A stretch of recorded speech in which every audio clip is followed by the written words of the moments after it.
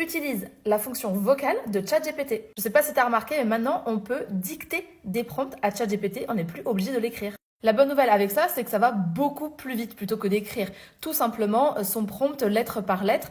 Là, avec la fonction vocale, et bien en fait, ça va super vite. Et moi, je trouve que c'est un gain de temps considérable. Là, je te fais un exemple super bref avec un début de prompt. En plus, tu le sais, pour formuler un bon prompt, il faut quand même écrire tout un pavé.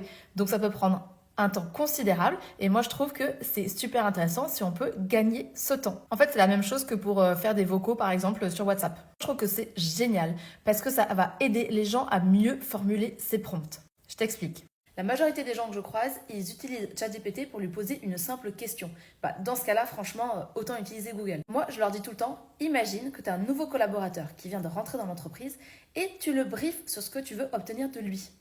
Dans ce cas-là, tu vas évidemment donner des éléments de contexte, les objectifs, et tu vas décrire précisément ce que tu attends de ton collaborateur.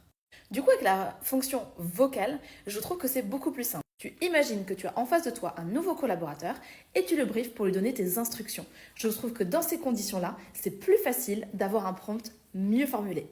Mets-moi un petit micro en commentaire pour me dire si tu utilises la fonction vocale sur ChatGPT. Et bien sûr, tu mets un petit like sur cette vidéo. Abonne-toi pour plus d'astuces sur ChatGPT.